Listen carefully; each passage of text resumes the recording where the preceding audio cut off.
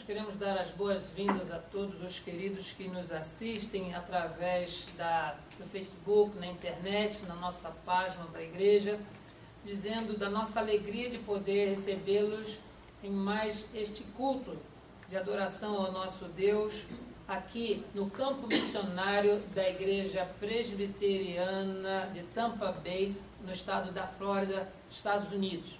Esse é o campo missionário da Igreja Presbiteriana Jardim das Oliveiras, do Presbitério de Magé, no Rio de Janeiro, e graças a Deus nós já vencemos o desafio do nosso primeiro ano e há poucas semanas atrás nós tivemos aqui a oportunidade de agradecer a Deus pelo nosso primeiro aniversário. E para isso nós também conclamamos a todos os queridos para continuar orando, intercedendo por esse trabalho, para que Deus faça com que a nossa luz, a nossa influência, ela resplandeça de tal forma nessa região que não apenas brasileiros, mas também pessoas americanas possam se achegar a nós, terem a informação das boas novas do Evangelho e também com isso nós possamos fazer o discipulado, porque a evangelização em si, ela carece de um complemento chamado discipulado. Evangeliza-se multidões, mas discipulam-se bem poucas pessoas. E com isso nós precisamos caminhar sempre juntos, a evangelização com o discipulado, para dar consistência, para dar valor, para dar conteúdo àqueles que estão se achegando para congregar conosco. Mais uma vez queremos agradecer, a presença da família do pastor Cássio aqui conosco. Nós sabemos das dificuldades, inclusive com dificuldade de saúde, de uma ou de outra pessoa, mas nós também estamos orando para que tudo possa concorrer bem na vida dos queridos. Gostaria de convidar a vocês para que abram as suas Bíblias na segunda epístola do apóstolo Paulo aos Coríntios, no capítulo 12, e nós estaremos lendo do verso 1 ao verso 10. Segunda epístola do apóstolo Paulo aos Coríntios, capítulo 12, verso de 1 a 10. E esse texto, que fala a respeito de dois parágrafos conhecidos nossos, nos informa o seguinte: se é necessário que me glorie, ainda que não convém, passarei às visões e revelações do Senhor. Conheço um homem em Cristo que há 14 anos foi arrebatado até o terceiro céu. Se no corpo ou fora do corpo, não sei, Deus o sabe. E sei que tal homem, se no corpo ou fora do corpo, não sei, Deus o sabe, foi arrebatado até o paraíso e viu palavras inefáveis, as quais não é lícito ao homem referir. De tal coisa me gloriarei, não porém de mim mesmo, salvo nas minhas fraquezas. Pois, se eu vier a gloriar-me, não serei nécio, porque direi a verdade. Mas abstenho-me para que ninguém se preocupe comigo mais do que em me ver ou em mim ouve.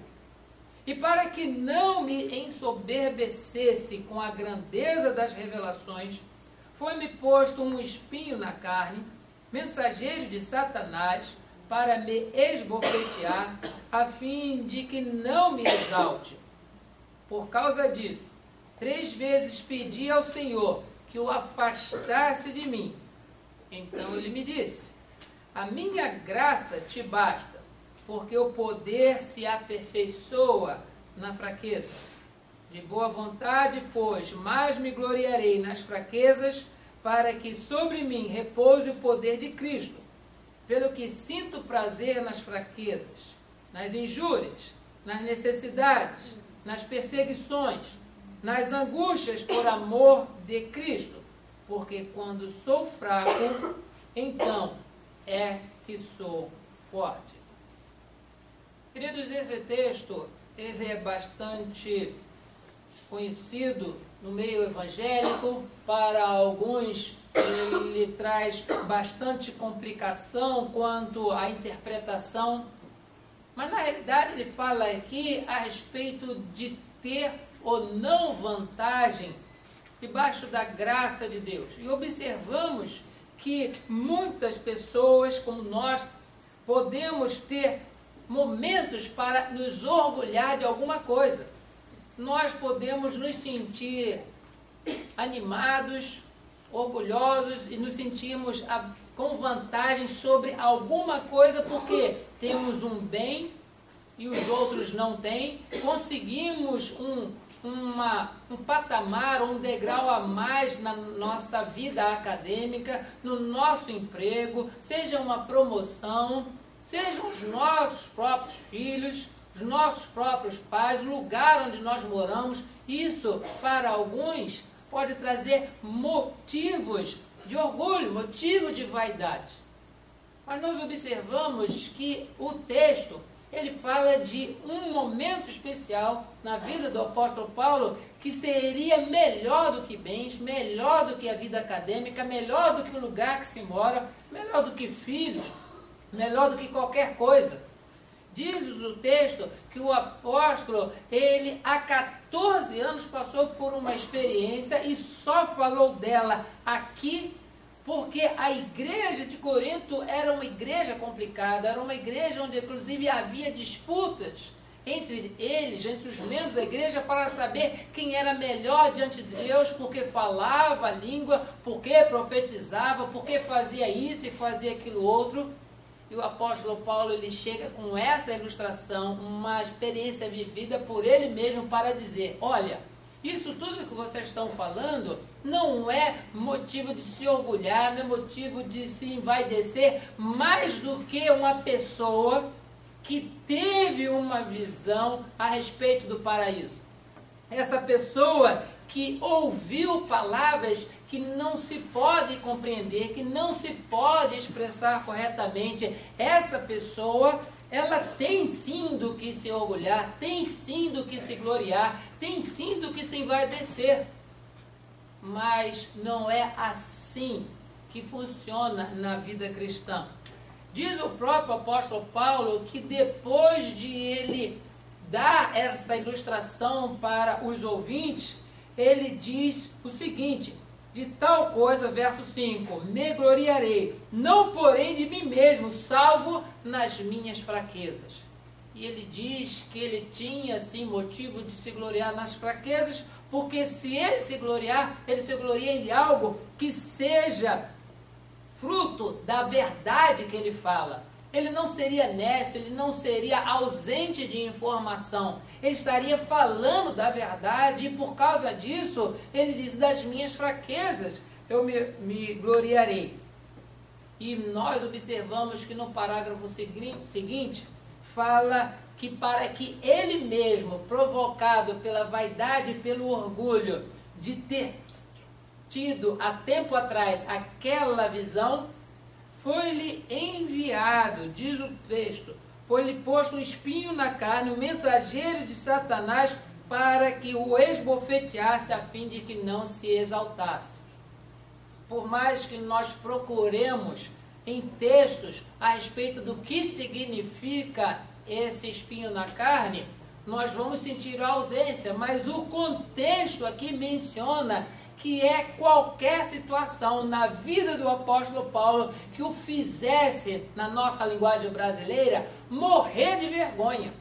Todas as vezes que ele estufasse o peito para dizer: você sabe com quem você está falando? Eu tive uma visão do paraíso. Eu ouvi coisas que não é conveniente até repetir. Eu sou mais santo, eu sou mais isso que você. Para que ele não se ensoberbecesse.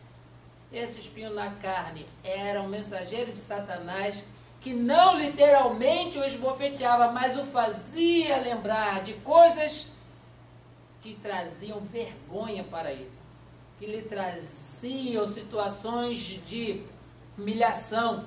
E ele dizia: para que eu não me ensoberbecesse, para que eu não me exaltasse, para que eu não me achasse mais do que nenhum outro, foi me posto esse espinho na carne?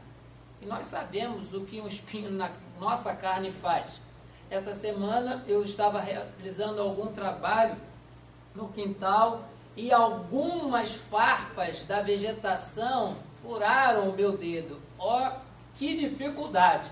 Está na minha carne, mas não faz parte da minha carne, e toda vez que eu movimentava, a mão doía, e só sossegou a dor quando eu tirei aquela farpa, tirei aquele espinho. Da mesma forma, o apóstolo Paulo, entendendo que isso poderia ser tirado conforme um trabalho no quintal, ele pediu a Deus por 3 vezes, pediu que o afastasse dele. E a resposta foi: a minha graça te basta, porque o poder se aperfeiçoa na fraqueza. Queridos, é tão bom ouvir essa narrativa e ler esse registro na epístola de Paulo aos Coríntios, quando a resposta do Senhor a um pedido que alguma coisa nos seja confortável, a resposta do Senhor é: a minha graça te basta. E hoje nós vamos, desses 2 parágrafos, queridos, observar como que a graça ela é suficiente. A graça salvadora, aquela graça que nos transforma de inimigos de Deus para amigos e filhos de Deus, aquela que nos tira do caminho da perdição e nos transporta para o reino do Filho, do amor de Deus Pai. Essa graça, ela é suficiente, e o próprio texto nos aponta onde nós vemos essa suficiência da graça na nossa vida. Primeira coisa que nós observamos, já ainda no versículo 5, na segunda parte, diz que a graça ela é suficiente para nos tornar humildes. Dificilmente nós vamos observar dentro desse texto o apóstolo Paulo feliz da vida em toda a epístola, dizendo: olha, vocês aí de Corinto, vocês podem me respeitar porque eu sou mais do que vocês, eu fiz mais do que vocês, e nós sabemos o quanto que o apóstolo Paulo fez. Mas diz o verso 5, de tal coisa, daquela visão, ele se gloriaria, mas não de si mesmo, salvo nas minhas fraquezas. Sim, queridos, a graça ela é suficiente para nos deixar humildes diante de Deus. Que mérito nós temos diante de Deus para que Ele olhasse para nós e nos salvasse? Ao contrário disso, é o próprio apóstolo Paulo, escrevendo a epístola aos Romanos, no capítulo 5, verso 8, diz que Deus, Ele prova o seu próprio amor para conosco no fato de ter Cristo morrido por nós, sendo nós ainda pecadores. Ninguém se fez santo para que Deus enviasse Jesus e dissesse: olha, você porque foi santo, você porque foi reto, porque você foi justo, agora você é salvo. Não. A Bíblia nos diz que nós, pecadores que éramos, e que nós ainda, no caminho da santidade, cometemos ainda os nossos pecados, é nessa situação que Deus olha para nós e nos ama e dá a nós a salvação pela graça. Logo, queridos, primeiramente, a graça ela é suficiente para nos tornar humildes. A outra coisa que nós observamos, irmãos, dentro da suficiência da graça, é que ela é também suficiente para que nós nos gloriemos nas nossas fraquezas, não no sentido de dizer que nós estamos felizes por estarmos fracos, de estarmos felizes porque nós tropeçamos e caímos. Não, queridos, o texto ele menciona que a nossa glória da nossa fraqueza, na parte final do verso, é exatamente porque quando nós reconhecemos na nossa humildade que nós somos fracos, nós na realidade estamos glorificando a Deus pelo amor com que nos amou. O amor que Deus nos amou foi tanto que o registro do evangelista João, no capítulo 3, diz que foi de tal maneira, Deus nos amou de tal maneira que nos deu o seu único filho, não para que tentasse nos salvar, não para que prometesse somente salvar, mas para que efetivamente nos salvasse. E a graça, ela é suficiente para que nós entendamos as nossas fraquezas e com isso também glorifiquemos a Deus. Sim, queridos, o apóstolo Paulo, ele não tinha alegria de ser fraco, mas ele se gloriava na sua fraqueza no sentido de que, por ele ser alvo da graça de Deus, essa graça faz com que ele visse na sua fraqueza o amor com que Deus o ama. Uma ilustração que nós temos quanto a esse assunto menciona a respeito da nossa própria confissão de pecados.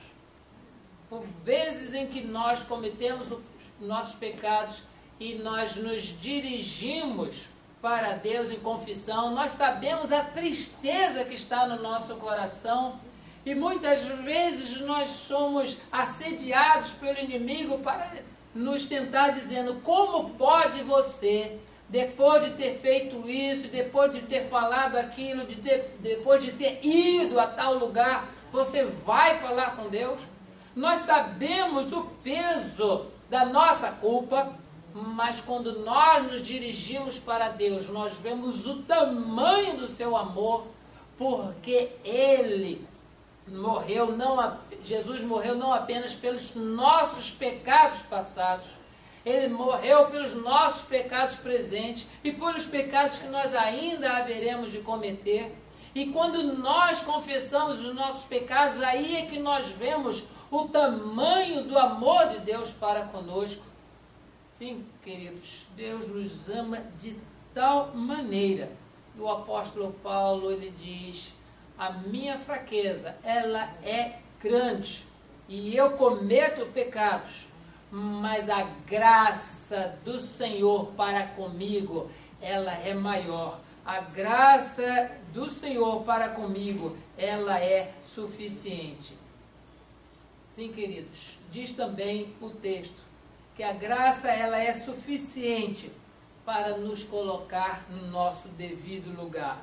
No verso 7, nós lemos: e para que não me ensoberbecesse com a grandeza das revelações, foi-me posto um espinho na carne, um mensageiro de Satanás, para me esbofetear, a fim de que não me exalte. Sim, queridos, a graça nos coloca no nosso devido lugar, humildade diante de Deus, reconhecidos das nossas fraquezas e em nenhum momento nos achamos maior do que ninguém. Aconteceu isso na vida do apóstolo Paulo e deve continuamente acontecer na nossa vida. E, infelizmente, mesmo tantos anos depois da Reforma Protestante, nós vemos no meio evangélico uma pressão tão grande para se reconhecer determinadas hierarquias espirituais, que nós nos assustamos como essas pessoas ainda não reconheceram que tem espinhos na carne também, motivos para não se exaltar, não se ensoberbecer. E são pessoas que acham que se tiverem uma conduta tal, vão chegar a um posto assim, um posto assado e um posto além. E não é incomum nos nossos dias saber que pessoas, elas politicamente dentro da igreja, elas vão galgando cargos de obreiro, de diácono, presbítero, pastor, bispo, apóstolo e alguma outra coisa mais que eles haverão de inventar. Mas, queridos, a graça, ela é suficiente para nos colocar no nosso devido lugar. Qual é o nosso devido lugar? de pecadores remidos pelo Senhor, pecadores retirados da perdição para adorar, para servir a esse Deus. O nosso devido lugar é aos pés do Senhor Jesus, ouvindo dele tudo aquilo que ele tem para nos ensinar, mas também o nosso devido lugar é obedecendo a sua vontade, indo, falando do Evangelho a toda a criatura. E por último, o texto nos menciona que a graça ela é suficiente para repousar em nós o poder de Cristo. E o verso 9 diz assim: então ele me disse, depois de ele ter pedido, o apóstolo Paulo pedido que lhe fosse tirado o espinho na carne, diz assim: a minha graça te basta, o meu poder se aperfeiçoa na fraqueza. De boa vontade, pois, mas me gloriarei nas fraquezas, porque, ou seja, para que sobre mim repouse o poder de Cristo. Aquele que está como alvo da graça de Deus, sobre ele repousa o poder de Cristo, o poder para testemunhar, o poder para proclamar o Evangelho, o poder, inclusive, para o combate espiritual que todos nós cristãos temos no dia a dia, a nossa luta diária. O apóstolo Paulo também, escrevendo aos Efésios, diz que essa nossa luta não é contra a carne, nem contra o sangue, mas é contra as forças espirituais do mal, desse mundo tenebroso. E quando nós somos alcançados pela graça, a graça também ela é suficiente para repousar sobre nós o poder de Cristo, para que com autoridade falar a respeito do Senhor. Ao mesmo poder de Cristo que estava sobre Pedro, que no dia do Pentecoste, uma pessoa simples, um pescador, falando a respeito das verdades que o povo de Israel estava acostumado, falando para todos os estrangeiros que ali presentes estavam, testemunhou a respeito da morte e da ressurreição de Jesus. E nós, pelo relato bíblico de Atos, nós observamos que quase 3.000 pessoas foram batizadas naquele mesmo dia. Sim, queridos, o mesmo poder de Cristo, da graça suficiente que estava sobre Estevão quando testemunhava também a respeito da ressurreição de Jesus. O mesmo poder de Cristo que repousou sobre os apóstolos, sobre os discípulos, é essa graça suficiente que deixa sobre nós repousada o poder de Cristo.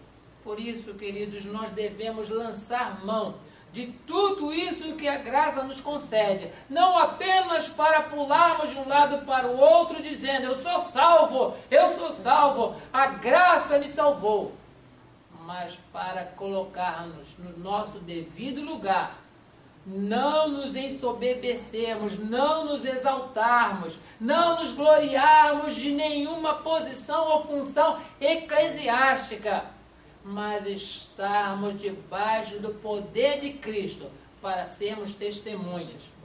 Da mesma forma que foi testemunha os discípulos, foram testemunhos discípulos em Jerusalém, Judéia, Samaria, indo até os confins do mundo. Hoje, cada um de nós, debaixo dessa graça suficiente, repousa sobre nós o poder de Deus para a evangelização e para alcançar ainda o perdido. Não deixemos, pois, que essa atividade ela seja exclusiva do domingo, que seja exclusiva do pastor, que ele não é mais importante, mais consagrado, mais crente do que qualquer outra pessoa. O pastor, ele é um membro do corpo de Cristo na função da docência, na função da liderança, e nem por isso é um cargo que promove um ou outro. Mas muitas pessoas, por deixarem de exercer o poder de Cristo que está sobre ele pela graça suficiente, diz, não, quem tem que pregar, quem tem que falar é o pastor, quem tem que fazer discípulo é o pastor. Não, queridos. Jesus disse para todos os seus discípulos, todos os que estavam ali ao alcance da sua voz: ide, pregai o evangelho, fazei discípulos de todas as nações, homens, mulheres, jovens, adolescentes e crianças, alcançados pela graça, sabem glorificar a Deus porque reconhecem a sua posição, assumem a humildade diante de Deus, e sobre essas pessoas repousa o poder de Cristo para serem testemunhas nesse mundo. A nossa oração é que essa graça suficiente, ela motive cada vez mais a sua vida, a minha vida, a nossa vida para o serviço cristão, porque os tempos, eles estão difíceis a cada dia, e quanto mais nós nos omitirmos, mais nós veremos coisas difíceis ocorrendo. Mas enquanto o evangelho do reino não for pregado em todas as nações, em todos os lugares, conforme diz Jesus em Mateus 25, enquanto não for pregado, ainda não virá o fim. Faça o Senhor Jesus na nossa vida da mesma forma que fez com o apóstolo Paulo, que diga constantemente ao nosso coração: a minha graça te basta, a minha graça te basta. Que Deus assim a todos abençoe. Amém.